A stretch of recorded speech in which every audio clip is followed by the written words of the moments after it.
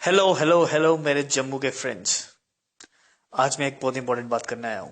पहली चीज, जम्मू के जवान लड़कों, बुलेट, सोनी कुड़ियाँ, अच्छी ड्रेसेस, कलाड़ी कुलचा, फ्राइड मोमोज, स्टीम्ड मोमोज, इन सब दुनिया से बाहर निकलो और जागो, क्योंकि तुम यूथ ही यहाँ का फ्यूचर हो। आज इतनी इंपॉर्टेंट बात बताने जा रहा हूँ और ये बात जम्मू के सभी सिटीजन्स को ध्यान से सुननी पड़ेगी। जम्मू में इस टाइम एक ऐसा डेंजर पल रहा है जो कि आने वाले विद इन कुछ सालों में इतना डेंजरस हो जाएगा कि जिससे ऐसे हालात बन सकते हैं कि जम्मू के लोगों को भी कश्मीरियों की तरह माइग्रेंट बनना पड़ेगा, यहां से छोड़ के एक दिन निकलना पड़ेगा, और अगर रहेंगे तो उस हाल में जिएंगे जिस हाल में आज बलूचिस्तान में लोग जी रहे हैं। अब डेंजर क्या है ये सुनिए। आपने देखा होगा आजकल जम्मू में जगह जगह आपको कुछ ऐसे लोग मिलेंगे जिन्होंने वो अजीब सी फ्रेंच कट रखी होती है और मुस्लिम टोपी पहनी होगी, डार्क कंप्लेक्शन होगा और लेबर का काम करते हैं। ये लोग कौन है? ये बेसिकली जम्मू के नहीं है, ना ही ये कश्मीर के हैं, ना ये लद्दाख के हैं, ये जम्मू जेएंड के स्टेट के ही नहीं है। और हैरान कर देने वाली बात यह है कि इंडिया के किसी पार्ट के नहीं है। ये लोग बर्मा, म्यांमार से आए हैं और राउंड अबाउट 30,000 से 50,000 की काउंट में इनको जम्मू सिटी में लाया गया है और जम्मू के आगे पीछे टाउन्स में, और इनको डेलिब्रेटली लाया गया है। ये लोग कौन है? ये हैं रोहिंगे माइग्रेंट्स। रोहिंगे माइग्रेंट्स कौन है?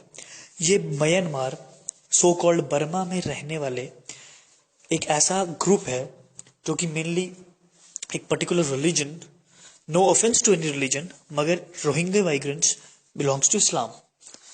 और म्यांमार से इन लोगों को लोकल लोगों से कुछ डिस्प्यूट होने के कारण वहां से इनको निकाल दिया गया। इन पे बहुत अत्याचार हुए, बहुत इनके प्रॉब्लम्स हुए वहां पे।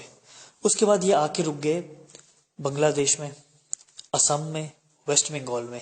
These people are known for heinous crimes, क्योंकि ये बहुत गरीब हैं, इनके पास पैसे नहीं होते और किसी रिलीजन के लिए नहीं, सिर्फ पैसे के लिए ये लोग गंदे से गंदा क्राइम कर देते हैं। और आज इनको बर्मा, म्यांमार से कम 10 से 15 स्टेट्स क्रॉस करके जम्मू में क्यों लाया गया? क्योंकि ये they are being highly paid. ये स्लीपर सेल हैं टेररिस्ट ग्रुप्स के। जम्मू में अभी तक टेररिस्ट की डोमिनेंस जो है लोकल लेवल पे नहीं है। सिर्फ टेररिस्ट अटैक होते हैं आर्मी एरिया में या कोई ब्लास्ट, लेकिन लोकल राइट्स करने के लिए जम्मू में वो मास नहीं है उन टेररिस्ट ग्रुप्स के पास जिससे वो राइट्स करा सके, दंगे करा सके और जम्मू के ब्रेव डोगरा से लड़ सके। लेकिन इन इलीगल माइग्रेंट्स को लाया जा रहा है क्योंकि ये ऐसे लोग हैं जो एक कपल 15 से 20 बच्चे पैदा करता है।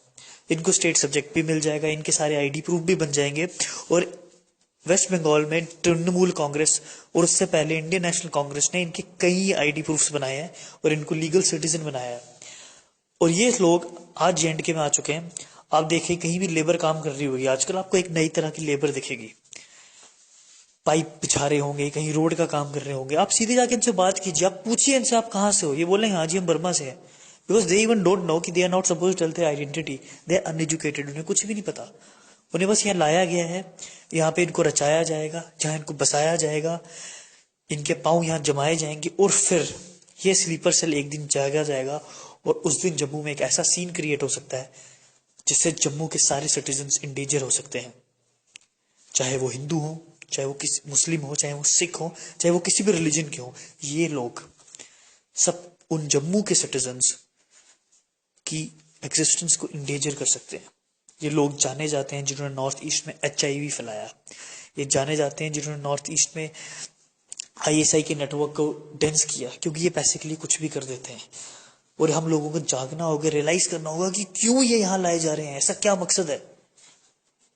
Even I request you all people कि इस पे हमें इकट्ठा होना चाहिए। पॉलिटिकल पार्टीज, पॉलिटिकल लीडर्स जो भी पावर में है उनको कांटेक्ट करो कि ये लोग कहाँ से लाए गए हैं, इनके आईडी प्रूफ मांगे जाए, और अगर इनके पास कोई प्रूफ नहीं है तो इनको हमारी स्टेट से निकाला जाए, वरना हम लोग बहुत बड़ी प्रॉब्लम में फंस सकते हैं। शेयर कीजिए, हर हर जम्मू वासी के पास ये न्यूज़ पहुंचनी चाहिए। ये बहुत ज़रूरी है, नहीं तो बहुत बड़ी प्रॉब्लम हो सकती है।